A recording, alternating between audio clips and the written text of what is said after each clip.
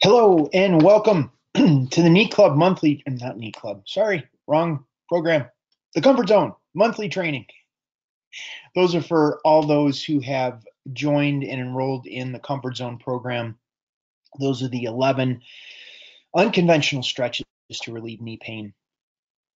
And every month, all of those members get invited to this call and where we go over a training, which is basically understanding how to get the most out of the program and understanding the scope of the program as well. So we're going to go over that today. So welcome everybody. Leslie and Sandra, I see you here today, and we have others. If you aren't live on this, you will be getting the replay of this. The system will automatically send out the replay of this so you can watch and get the training. So let's go to the first piece. What are we doing? You will soon notice that Bill is really great at getting people out of knee pain. However, when it comes to technology, it's a little tricky for him. Okay, what are we doing here today? We're going to spend about 30 to 45 minutes today doing a little bit of training, offering you more support, and then answering questions. We're going to do a live Q&A at the end. If there's anything that's coming up, Leslie actually sent in a few questions that we will cover, whether she would like to raise her hand or not and speak with me over this venue. It's up to her. But if you do have a question, you would like me to unmute you at the end, now would be a good time to raise your hand, and then at the end, when I get through the training piece, then I'll know to unmute you that you would like to speak with me. And if you don't, that's okay too. It's no big deal. There's no pressure. Thank you, Sandra. Okay, awesome. So what is the goal of the comfort zone? Let's dig in. The goal of the comfort zone. We have 11 simple stretches, 11 unconventional stretches to begin relieving knee pain. And what we're doing in here is we're looking at the 11 spots of the knee that most commonly experience pain. And what I've done is I've gone through systematically through the knee, from my own experience. I dislocated my left knee 4 times, had reconstructive surgery on the ligament in my left knee, and had 2 pieces of meniscus removed from my left knee. And what I found from my own experience, as well as nearly 2 decades of working with clients, is that these 11 areas of the knee, most people who have knee pain experience pain in these 11 areas. And I'm not saying all 11 areas, I'm saying some of those 11 areas. They're just the most common places. So I put those together in a program that you could begin working with your knee and discovering how to get the pressure off of the nerves that are being irritated, that are causing the pain. And when you begin doing that, your body begins to relax and unwind, and you begin to discover underneath that there's patterns of tension that your body has been compensating for weeks, months, maybe even years. And you gain more awareness and a deeper understanding of these tension patterns that are going on in your knee as well as in the rest of your body. And in working with those 11 areas, you begin to discover that a lot of times pushing through the pain, pushing through the pain does not get you out of pain faster. It actually just causes more pain. And most people, if I ask 1,000 people with knee pain, if their knee wasn't in pain, would they care what their diagnosis was? And 999 out of 1,000 would say, no, I don't care about my diagnosis. I just want my knee out of pain so I can go live my life and do the things that I want to do. So that is the focus of this approach, of this program, is to get the knee out of pain. And when the knee's out of pain, then, if you're still concerned about what is going on with your knee, then great. But you're making a choice from a place that is not clouded by your experience of pain. So you're coming from a really balanced, focused, okay, I feel when my knee doesn't hurt, now I can make a choice. And most people wouldn't even talk to a doctor if their knee didn't hurt. So that's what the focus of the comfort zone is, to begin to reduce that pain and give you an understanding of the potential that your body has to heal what's going on in your knee. So we're opening that door. And on the other side of that door, consequently, what happens is clients, members make mistakes. They make mistakes because what's happening is their nervous system is still looking for the pain. And I'm talking about something completely different. I'm no longer talking about pain. I'm talking about your experience of comfort. Your experience where the nervous system doesn't feel anything, which can feel a little strange, can feel like, am I doing this right? What is going on? I feel something, but it's not pain, so I don't know what it feels. So we're creating a contrast from it. Instead of just focusing on pain, now we're focusing on this experience of what is not pain. You're like, okay, Bill, that's kind of semantic-y kind of thing. But really, there's this place that because we've been focusing on pain so much, we don't know where not pain is. And I liken it to listening to a radio too loud, too long, or going to a rock concert, and your ears are ringing. And now you're trying to listen to someone whisper. It's going to be really hard. It's going to be really difficult to listen to them whisper when your ears are ringing because you've been at the rock concert or you're listening to the music too loud, too long. And it's the same thing when the body's been experiencing pain for so long. Now we're trying to hear this quiet voice of something that doesn't hurt, that's not pain. And it exists, though. It exists. And that's your way out of the place that you're at. Wherever you're stuck with your knees, I don't care what your diagnosis is. I don't care what's happened to your knee. And granted, it's probably horrible and it stinks and you're in a difficult place. But the point of it is, the more we listen to that little bit of comfort, it begins to expand and comfort gets to be louder and it gets easier for your body to let go of the tension. And we stop paying attention to the pain. We just go to where the body can heal. So here are the 5 common mistakes. Bill can talk a lot about a lot of things. Okay, 5 common mistakes. One is, well, I've been talking about this. You're looking for pain. And it's okay, because that's where your brain has been hardwired to focus on. That is what happens when you've experienced pain for so long. You just look for the pain. And now I'm talking about something completely different, creating that contrast. So one of the mistakes with the program is just looking for pain. We want to look for what is not pain.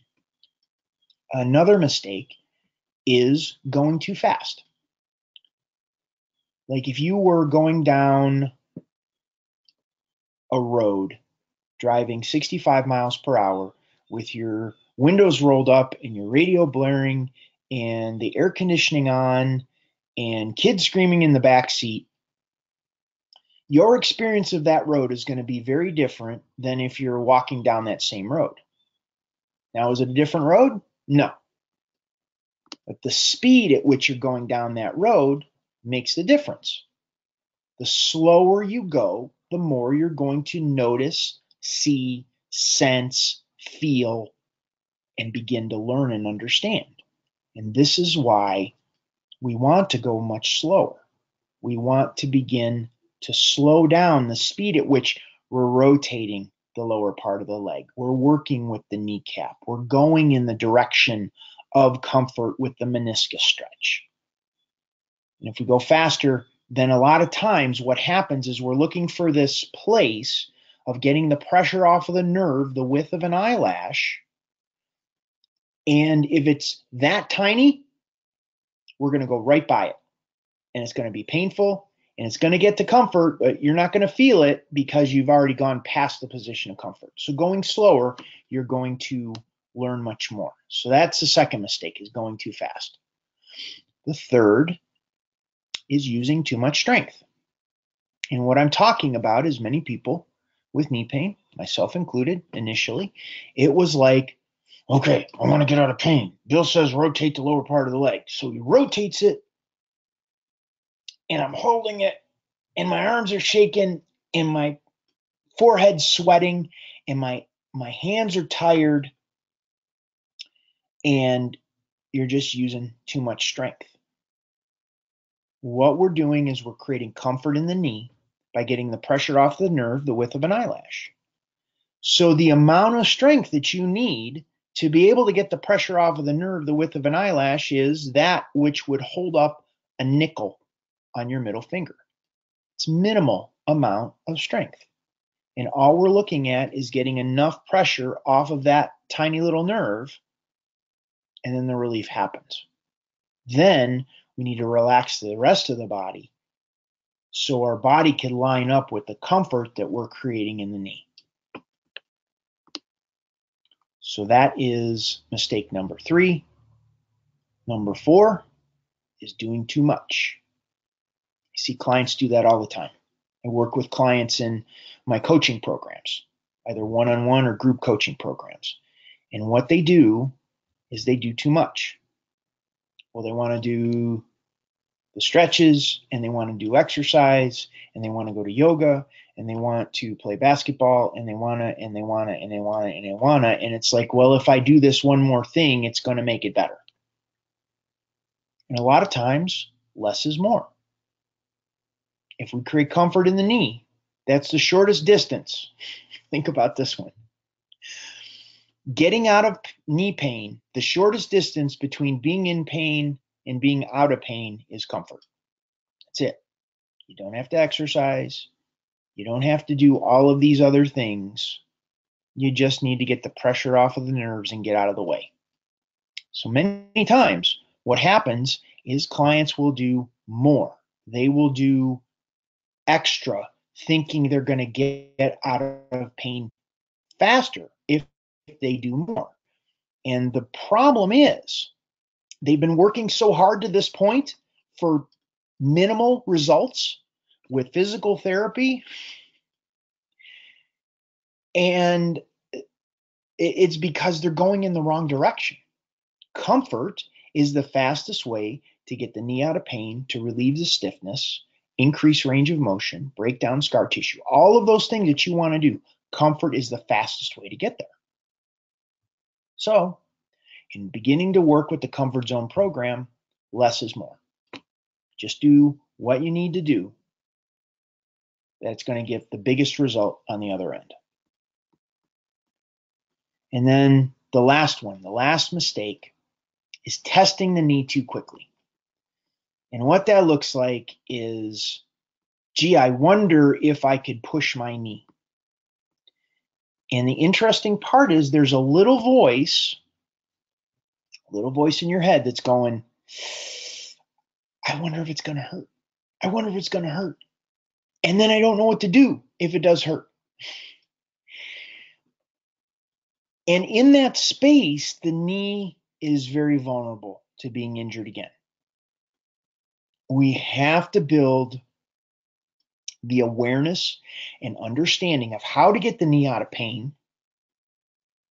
and then build the confidence to know that when the knee goes back into pain, that you can get it out of pain very quickly again. And the more we focus on comfort, the faster the body heals. And the faster the body heals, the more you're getting back to doing the things that you want to do. And it reinforces, it builds the confidence in your knee, in your leg, in your hips and lower back, in your body, that you can do this, you got this. So giving the knee time to heal is going to be very important in the process.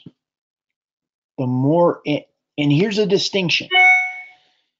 When the knee is in pain and we get it in comfort, that means the knee is just out of pain. It doesn't mean the knee is healed. There's a difference. It's like a splinter in your finger.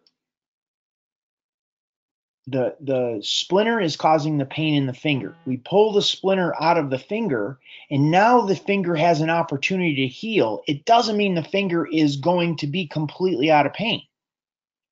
The same thing with knee pain. If you've been in pain for a long period of time, we want to intelligently test how the knee can hold up, systematically, gradually, so it builds your confidence.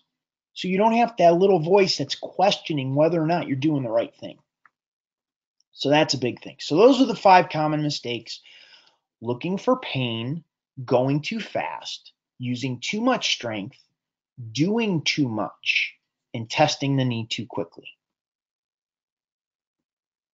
So these are the 3 key steps to eliminating pain. And this is what I work with in my coaching programs. 3 key steps. There's physical, there's diet, and there's mindset. And we've already covered the physical so far. The physical is creating comfort in the knee by getting the pressure off of the nerves and shifting the neurological states in the body that set up the conditions so the body can begin to heal the knee. That is the first step. The fact that you get the pressure off of the nerves in your knee, you're moving easier without the pain, and you're ideally resting better, your body's getting a better restful sleep, that's just going to accelerate the body's ability to heal.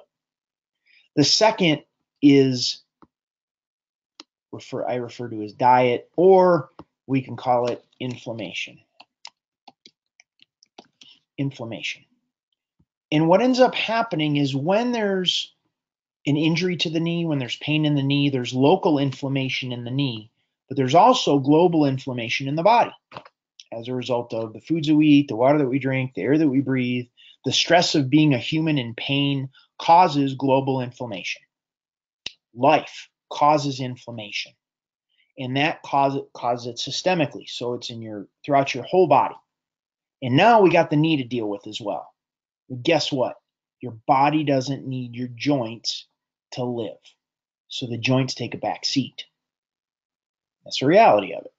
So what ends up happening is it slows down the process by which the knee is able to heal, because the knee is honestly not a priority. Your body wants to send the healing properties to your brain, your organs, to make sure you stay alive.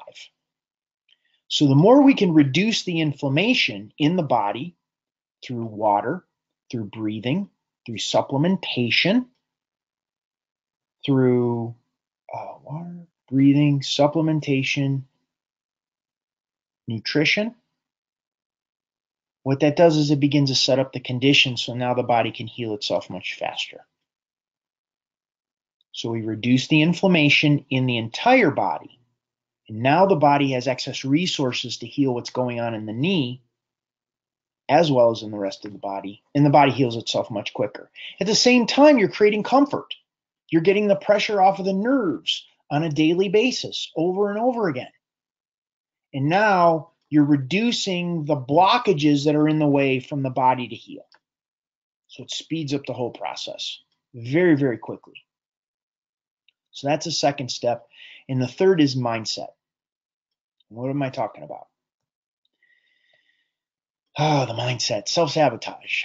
That's where it's like, oh, the knee feels pretty good. I think I'll go out and try to run 3 miles. Or I'm going to go play tennis. Or I'm going to go do that thing that I haven't done in a long period of time and end up getting myself injured because I'm making too big of a jump from where I'm at in healing the knee and getting back into an activity that I'm not sure of. So there's an element of a blind spot, self-sabotage that happens. The reality of it is getting out of knee pain, it's not linear. You're going to have good days and bad days.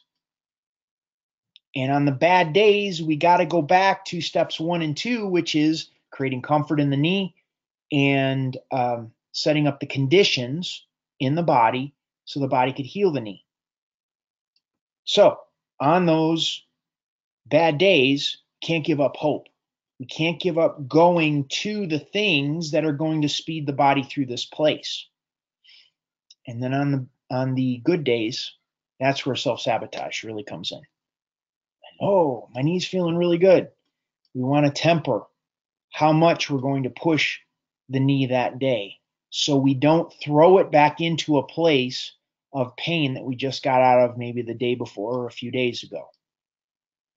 So what this is going to do is it's going to continue to move us out of pain so the body can heal much faster.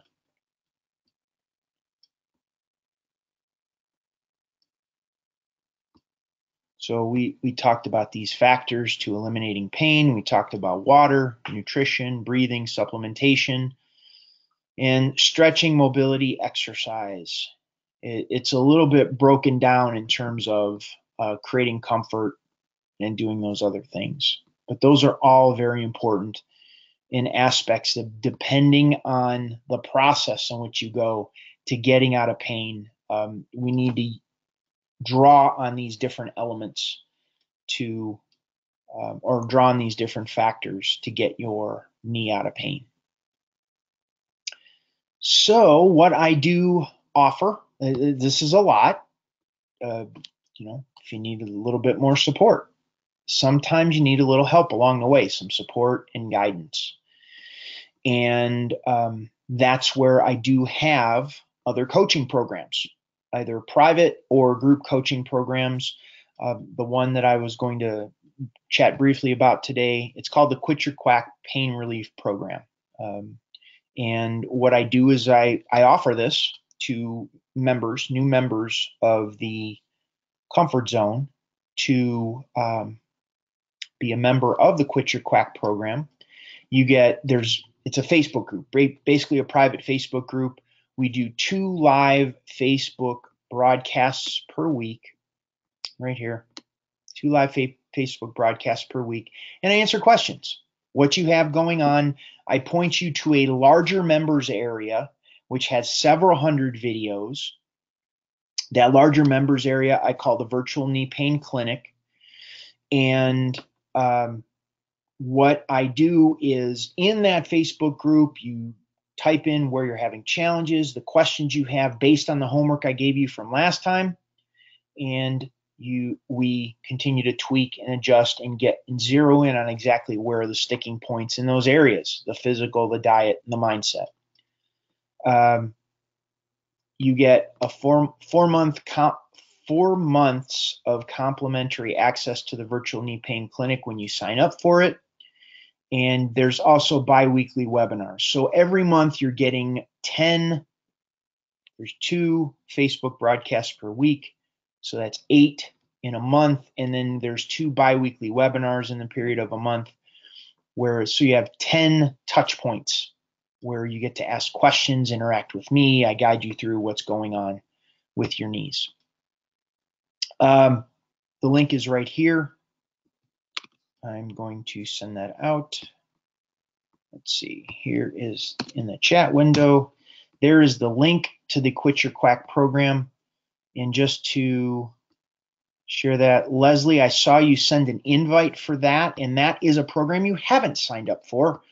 That is a different program. And once again, that link goes into all the details, answers, there's a video on there. It answers a bunch of questions that I've heard about members who are interested in signing up for that. So that's my deal with that.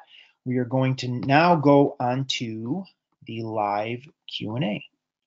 So Sandra, I am going to unmute you right now. Yes, hi, can you hear me? I can. Hi, how are you? Oh, great. I'm so glad you found me. Oh, cool. What may I answer for you? I just started the program a week ago, maybe a little more, and was having great success. Okay. It's my right knee had or has a Baker's cyst from Lyme, a tick bite close to that knee. And so the patella continued to dislocate. I've made some progress, spent a lot of money. All the progress I made, almost all the progress I made has been myself. Can you hear me? Yeah, you cut out a little bit there. Could you go back and tell me what's going on? I heard right knee. That's as far as I got. Yeah, and you know what? I'm going to move to another room because they're doing construction underneath me. Okay. And it would help me at any rate. My video is not on. You don't see me, do you? I do not. It doesn't work like that on this setup. Yeah, okay. You get to see me. And you would see me limping to another room. Okay. Okay, I'm going to sit in the hall. 2.5 years ago, I got Lyme, a tick bite, close to my right knee. So I had massively swollen popliteal lymph nodes behind both knees, but the right one was the worst. Okay. With great effort and lots of money, I conquered the Lyme about a year ago. But the knee problem remains, and physical therapists, no one has been able to help. Okay. The progress that I have made on my own with a lot of trial and error. Okay. So apparently you found me because I had Googled Baker's cyst, because I figured out that's what I had. Okay. And you sent me an email about a Baker's cyst, and I went, that's my man. So I have started your... Can you hear me? I bet you hear the construction still, don't you? I can hear both. I'm sorry, can you hear me? I can hear both, you and the construction. We're good. So I'm sitting in the hallway. That's as far away as I can get. So I started your exercises with great success. Excellent. In the right knee. Okay. Here's my question. Mm-hmm. About a week and a half, I did them for 2 or 3 days. I was thrilled. And then last Saturday, I was going down steps. I'm still not very stable on steps when I'm carrying something, and I'm trying not to do it, but I had to carry some blankets down the steps. And I stumbled, did not fall, but really jammed my other knee, my left knee. Okay. And so I got no knees left now, quite frankly. Okay. But the left knee, it was swollen. I just let it. I did nothing for a few days. I do have a chiropractor. She's put it back in place. Okay. But there's intense pain in the left knee. I was going down the step and caught the back of my heel on the riser and put all of my weight on like the toe of my left foot. So now my left knee is in intense pain. I can go down the steps as long as I don't bend that knee. To go up the steps, I have to go backwards. Okay. Any ideas, any suggestions other than move to a house with no steps and no construction going on? Oh, that isn't realistic. I know. I wouldn't have been there. Okay. It hurts to bend the knee. The irony of this, the irony of all this, you're going to love this one. I went to judo on Sunday, so I injured my knee. Sunday. Yeah. And it's like the irony of the knee pain guru having knee pain. That's why I'm giggling, yes. I live my life. So I'm not going to sit and think that, oh, well, I'm going to baby my knees so it never hurt. No, I want to go out and live things. So yeah, me too. You twisted at judo. You trip down steps. You stumble on a curb. You step in a pothole. Things happen. So we need to figure out how we can understand how the body heals to take this situation, learn from it, and then get the body to heal fast in the process. Yes. Within 3 days, I went from limping, knee swollen, and all that. I was able to get a full squat, like butt to heel, in 3 days, which is pretty awesome, I think. And it's just using my principles. So what I'm going to share with you are the 3 main stretches that make the biggest difference in terms of getting the knee joint out of pain and setting up correctly. Okay, that would be terrific. Because just one thing to add, I quit the exercises for 2 or 3 days when the swelling was so bad, and I've been icing it and massaging it, and the swelling is almost all gone. So I'm ready to start again. I didn't know if I should have quit or not, but I had to. The knee didn't move. It was badly swollen. Got it. Okay. So it would be the rotation. Okay, wait a minute. I'm looking at your flow chart. The rotation, which one is that? Probably one. Somewhere around in there. Rotation. You don't call it that. What do I call it? Oh, number 7 is rotation. Forward and back. Okay. And meniscus stretch. Forward and back. And meniscus. Where's meniscus? That's number 10. Yes. Okay. Yeah, it's really sore on the outside of that jammed knee. Outside, above or below? Yes. Okay, then I would look at the specific knee points that are outside above the knee and outside below the knee. Okay. All right. And possibly fibula. Okay, so that's pretty much all of them, which I've been doing because I wasn't quite certain. And here's another question, I guess, if it's a question. Uh-huh. I frequently cannot tell when you say, okay, which feels better to rotate into the outside or the inside. I can't tell. Most times I can't tell. Okay. Got it. Is that a big deal? I mean, or what? Because we could use other measurements to understand which is the direction that's easier. Okay.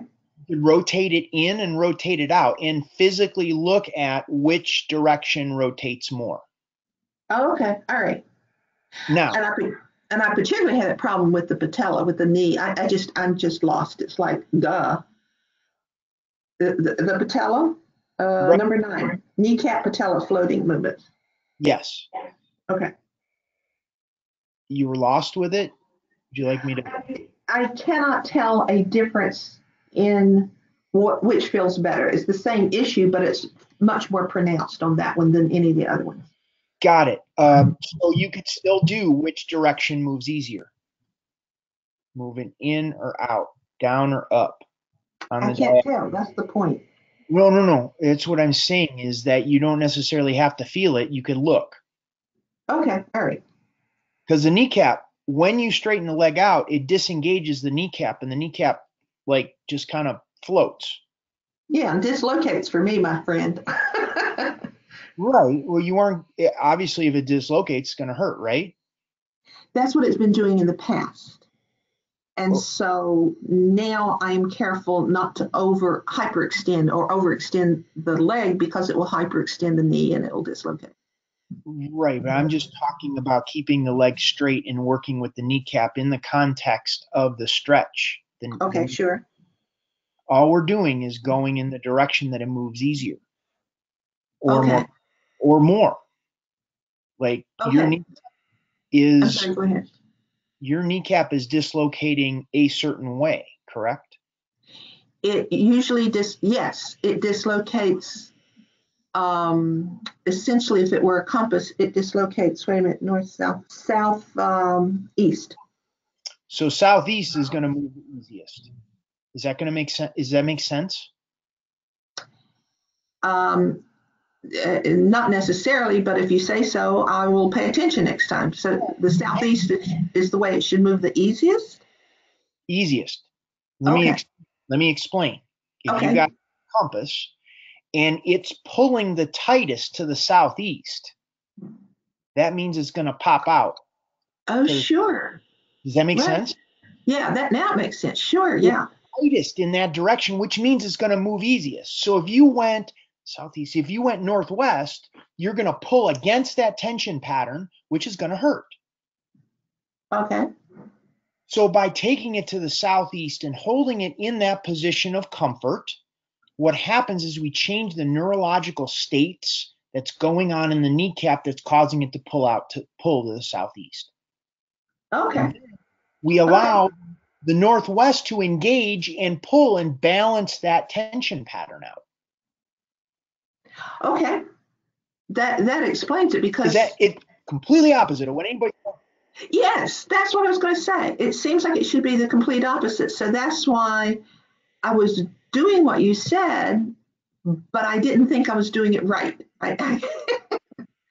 Because it is the opposite of what you would think. Okay. Does this have to do with proprioception at all? It does, very much so. Yeah. When the body's in pain, the proprioception gets all wonky. Yeah, right. It doesn't know which way to go and how to do it because it's protecting itself from experiencing the pain. Correct. We're resetting the proprioceptive nervous system to a neutral, to a balance, to a new normal. And that's going to feel a little weird initially. It sounds weird, but I was making progress. Like I said, I just wanted to ask you a question or two, and then I jammed the other knee on Saturday. It's better. So I will just start doing all the exercises again. I intended to start today anyway. Yeah. And that opens up, like I said, that's a little bit of a Pandora's box. You start creating comfort in there and it changes things for the knee. We'll begin to realize, well, the calves and the shins are involved, and the hamstrings and the quads are involved, and the hips and lower back, and the ankles and feet. All of a sudden, it expands out. And that's why I want those that start with the comfort zone to know that there is more support if you so choose for it. Okay. That sound good? Makes sense now. I can do things that make sense to me. I have a lot of difficulty doing things that don't make sense to me, even when my body says, yeah, that's pretty good, kid. Yeah. So cool. Thank you. You're welcome. Did you have any other questions? Is that good? No. Okay, perfect. I'm going to meet you out, and I'm going to answer Leslie's questions that she wrote in. Let me figure out how to mute Sandra. Okay. Now, Leslie wrote some questions in here. Let's see. When you say, Bill, hi, Bill, when you say compress the bone, do you mean put weight on the bone itself or more about putting pressure on the skin? It depends on the level of pressure that feels good, which means depending on how sensitive the pain is or how the tension pattern is going in the knee, more pressure may feel better or less pressure may feel better. And that can also change from day to day. So it's going to depend on how your knee feels. And this is how the program is customized to what's going on for you. Because the tension pattern changes, because all these factors are shifting around in your body, water, nutrition, breathing, your mindset, your emotions, your stress levels that you're under, it changes from day to day. The amount of pressure is going to change from day to day or even throughout the day. So if I could be more vague, I could try, but that is actually the answer. This is really getting you from a place of doing like steps 1, 2, 3, like the physical therapist told me to do, leg extensions, leg curls, leg raises. And now it's like you're feeling how to get your knee out of pain. Question number 2 here. I have an arthritic flare-up on my left leg, so not doing the stretches on the leg while it heals. And I'm curious, thinking that an arthritic flare-up, by getting the pressure off of the nerves and getting relief in the knee, why you would wait. Something to question yourself on. Why you would wait to do the stretches if it's actually getting the pressure off of the nerves and creating comfort. This is a paradigm shifter. Instead, I'm doing them on the right leg as it's begun grumbling while I'm on crutches. When can I start on the left leg? When it is straight again? No, actually, you could do it now. You can do it while I am doing this presentation. You can do it after the presentation. You can do it anytime You want to create comfort in your knee, get the pressure off of the nerves, get relief in your knee. You don't have to wait. This is a very different program. The worst case scenario when you create comfort in your knee is nothing changes. If you're creating comfort while you're doing the stretch, then you're not doing the stretch correctly. And if you've created comfort and then there's pain afterwards in another place, then it's another stretch you need to do. Because now the body is showing us the way out of the dark building. The body is showing where the next place of comfort needs to be created. If that makes sense. If it doesn't make sense, Leslie, you're welcome to raise your hand. If you don't want to speak, totally understand. However, it is, Leslie, raise your hand. Okay. Leslie. Hello. Hi. No, I guess it's not that it doesn't make sense, but it just feels like if it's in such a place of, it's in a heightened situation. Mm-hmm. I was fearful of doing more good, whether that equates to going too fast and doing too much, because I'd be manipulating the knee in order to find the comfort. Especially starting. Do you know what I mean? Sure. And all I could offer you is go slower and go more gentle. Yeah. Because when your knee is in a heightened state, in a lot of pain, the position of comfort is going to be small, tiny. Yeah. We're only talking about a nerve the width of an eyelash to begin with. But when it's now swollen and tender and sore, we want to go super gentle. So in that case, going back to your first question, it would be like skin. Like small, super small. But what happens is when we go at that skin level and we create a little bit of comfort, that comfort expands. And then from that place, we create a little bit more comfort and a little bit more comfort and a little bit more comfort. Each time, the position of comfort is going to be a little different. We may do a different stretch. The pain may move. The pain may change. The pain may feel different. And your body's going through a healing process at the same time. We just keep creating more and more comfort through that process. And it sets up the conditions where your body is able to heal faster. The body's able to heal the knee faster. Great. Isn't that cool? Did you have any other questions? Did I clear up like everything you wanted me to cover? On point one, I totally get what you mean. What I'm saying here about compressing the bone rather than the skin. So obviously on the injured knee, yes, just looking at the skin. But I also just wanted to understand more, say on the other leg, when you use that term in the videos, compress the bone, is it your intention that is what we're actually trying to do? That's a good question. Our intention is to create comfort at whatever level that comfort will be created. If it's depending on where the tension pattern is being held, it could be on the skin level, it could be on the fascial level, it could be on the bone, it could be on the muscle, it could be on the tendon, it could be on the ligament. So the program is pushing you to feel at what level the comfort will be created.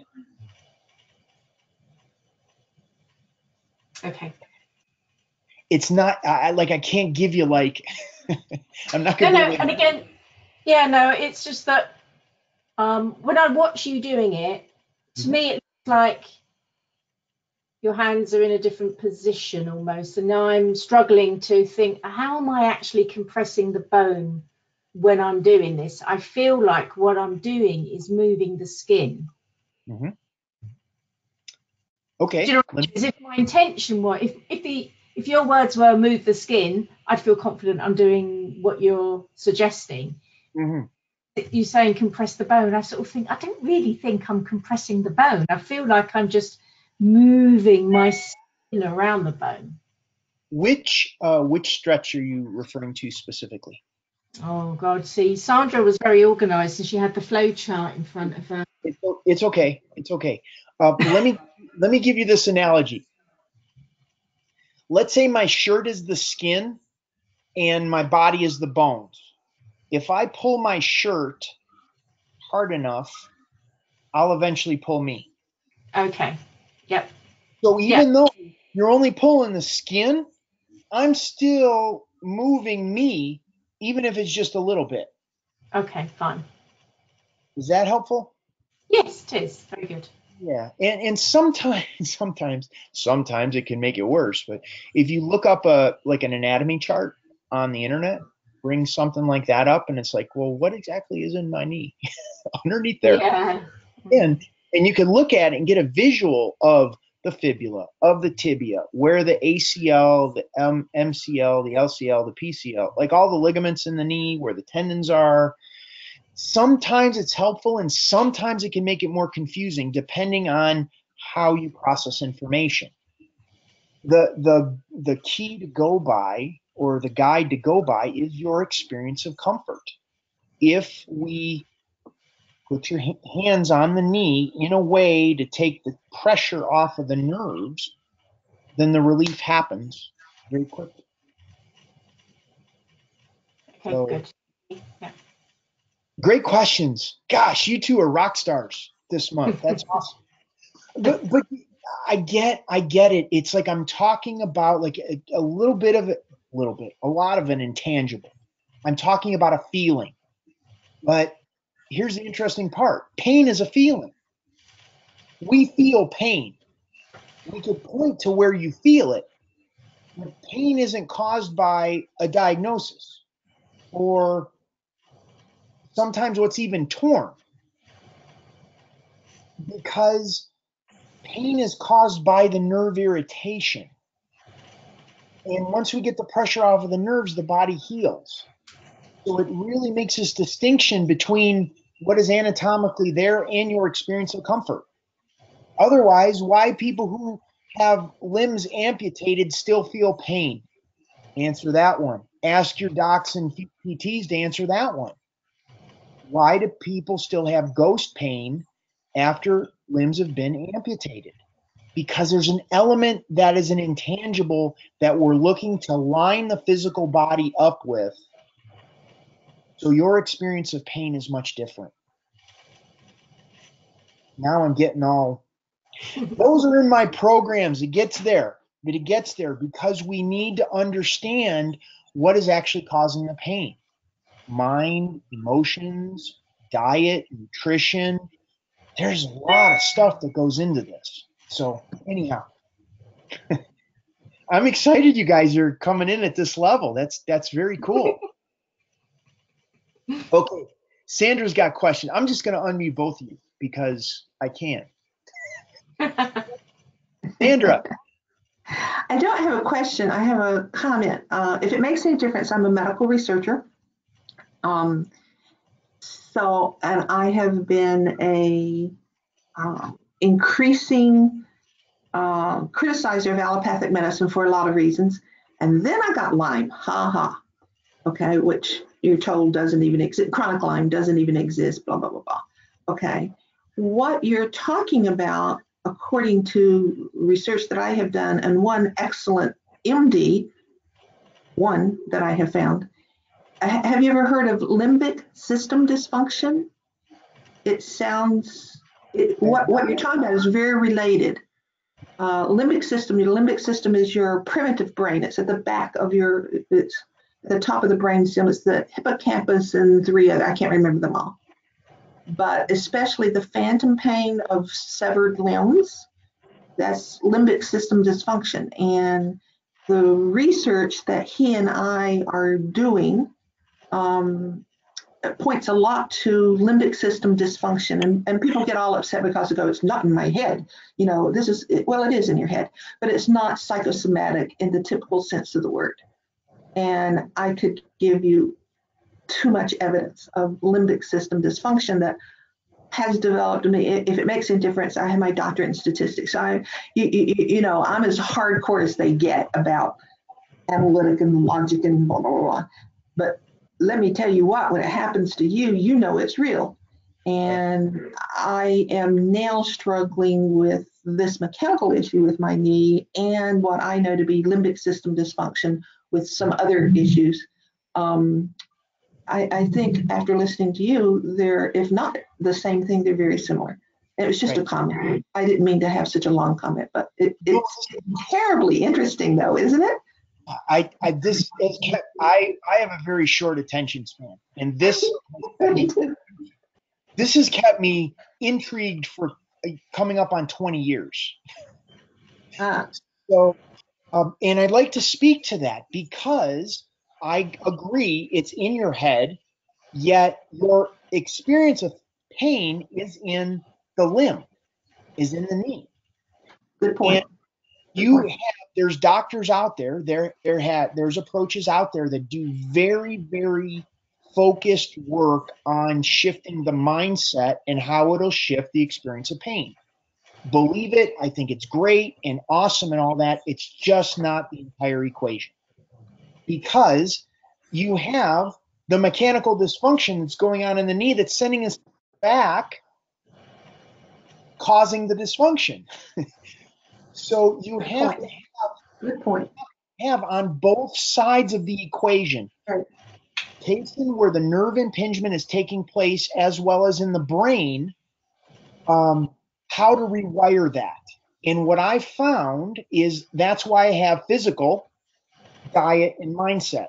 So on the physical level, creating comfort, the diet is reducing the inflammation, so we set up the conditions so the body can heal. And the mindset piece is so we don't self-sabotage the process, that when the signal gets pain, that we're not saying, oh, it didn't work, and sending it back to the knee, causing the pain again. Right. So we're doing it on both sides of the equation, both ends of the spectrum. So I am all on board. I would love to chat with you more about that because, well, it's what I've been working on for 20 years. Well, I have been an athlete all of my life. And so I have experienced a lot of acute pains, you know, broken this, pulled that, etc. But the Lyme, and it's not necessarily the Lyme in and of itself, I'm also HLA positive, which means my body doesn't recognize toxins. So that, and 25% of the population is HLA positive. Golly gee, 20% of people who get Lyme have chronic Lyme, and no one says it's you pitiful folks that are HLA positive. It's a genetic thing. But at any rate, the comprehensiveness, the multi-system effect of what I've been through for 2.5 years is really eye-opening. So at any rate, it's lots of things that I'm hearing are now circling around and making sense with each other. But I particularly like the point you just made. It's not just the mind, because you still got the pain, it's the two together. And even the most enlightened medical professionals concentrate only on one. Hello, just one of them. And so you never quite get to, it's like, it's like radioactivity. You get 50% better, and then you get 50% better, but you never get there. Right. Yeah. But thank you for your input. That's fantastic. I'm excited that I have you both on the line today. That's very cool, and I think it's going to be very valuable for those that are listening to the replay to hear, that opportunity to hear kind of the dialogue with those who just began my program within the past month. So that's fantastic. It's a nice program. I thank you. You're welcome. Did either of you have any questions? Any more questions before we wrap it up? No, it's fine for me. Thank you very much. Yeah, absolutely. And just so you know, that program, the coaching programs, go very much like this. You say what's going on, and we dig into and figure out what do we need to do to set up the conditions so you can heal. That's really what it is. Ultimately, your experience of comfort in your body, increased mobility, living the life that you want to live is going to be the ultimate test how the program functions. So once again, that's the Quit Your Quack program. I shared the link in the chat, as well as it will be in the description box when I post this on the website. And if you still have questions, you can go to the programs link on the Knee Pain Guru website, and you can go down to the second program there, and it goes into the details on the Quit Your Quack. You can learn more about it. So this is Bill Paravano, the Knee Pain Guru, thanking you so much for being here. Thanking Leslie and Sandra for participating today. Your questions were awesome. And that's it for this month. Have a wonderful day and a wonderful rest of the week.